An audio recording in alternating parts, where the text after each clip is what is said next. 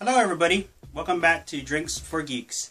Again, I'm your host, I'm Hammer, and today's special episode is I'm going to be doing another review on a Kona Brew beer, which I did a couple of reviews ago on a island lager. So what I'm going to do is I'm going to do a review on the Castaway IPA, which they have. It's the Castaway IPA. So on the rating beer scale, from what I hear, this is an 86, pretty high. It is an IPA, Indian Pale Ale. So I decided, since I did a review on one before for the Kona Brewery, I decided to do their IPA. So let's read the side of the bottle first. It says, "Set sail for an adventure.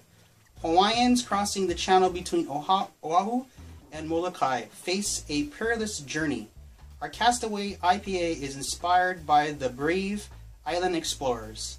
A smooth yet spirited brew, it's a refreshing as the wind in your face when you set sail for the adventure." So, straight off the bat, the Kona Brewing beers, labels, wording, and everything, I say are top notch. I do like how they look. I do like what they say.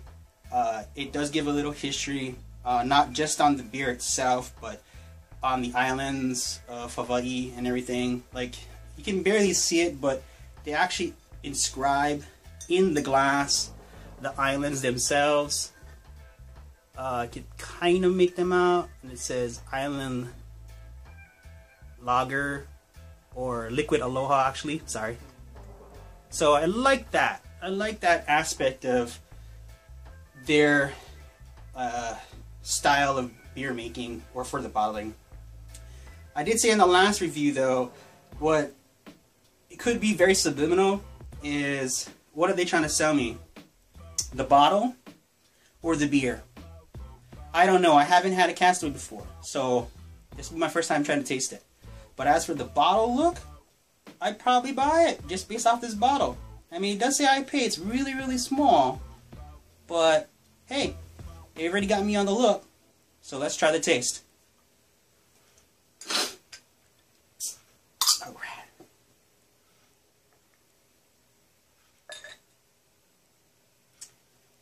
Okay. Very bronzy look when it comes to IPAs. I haven't seen one like this in a very long time. I'm not saying it's bad. Just for IPAs, they usually come darker and a lot more caramelish look. That has more of a flowery, honey bronze than most, I guess, American Western IPAs, I should say.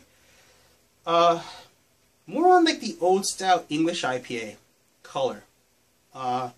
They are usually lighter in bitterness, the English IPAs, as well as that more rustic, I say, American IPA, just because there's more alcohol in it. But it does look like that. Let me smell it.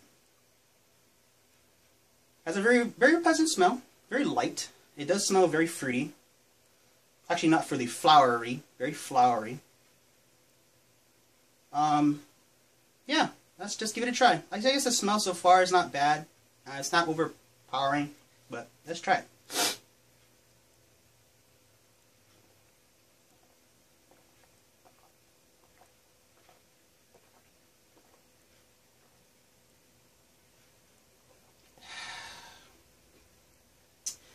Very smooth.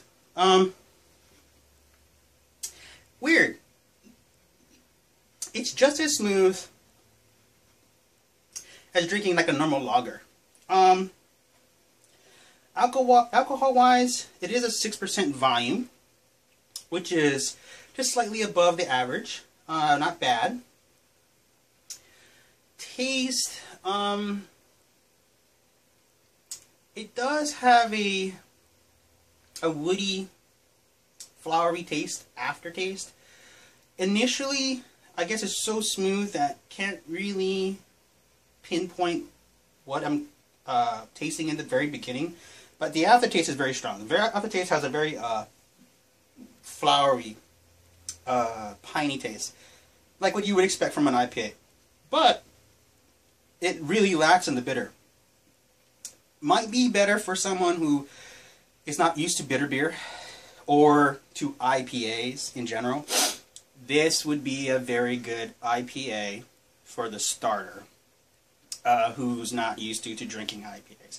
Now, it's not the first beer I would say, hey, introduce you to an IPA, but just because they will be very, very misinformed when they actually get to a true style IPA. It does have the English IPA feel, though. I will say that. Most English IPAs are lighter and smoother and more flowery from the start and aftertaste. When you get more of a deeper, nutty, rustic, piney, bitter aftertaste, that's more typically American style IPAs or Western West Coast IPAs, which is kind of weird. This comes from Kona from Hawaii. It is a Western or West IPA, but more of the traditional English style IPA. It's not bad. Color, I say it's a 4. The look of the bottle, I say it's a 7. The taste, I say it's about a 6. My overall, I'd say maybe a 5.5. So it's a buy, but I wouldn't go out of my way to buy it. What I would compare it with would probably be, yeah, like I said earlier, an English style IPA. A little older style, which I could see where maybe they were trying to get to. A more traditional, rooty ground IPA. But definitely not a American style, what we're all used to in Pale Ale. It is not strong at all.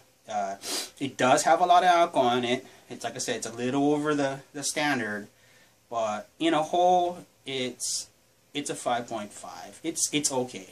I buy it. Price on this again is here's a catch, because a normal 6-pack of this can cost you about $10, and that's like almost $2 a beer. That's expensive.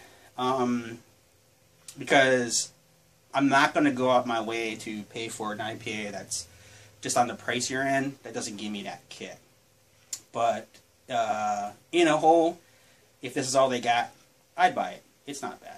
It is a decent 5.5. So other than that, this is one of many probably going to do reviews on the Kona Brewery.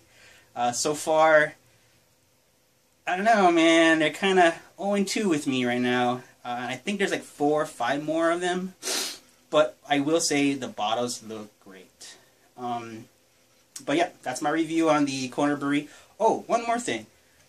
Coming up pretty soon, I don't know if you've noticed in the back of the shelf here, there's a company called Super Geeks Box, or Super Geek Box.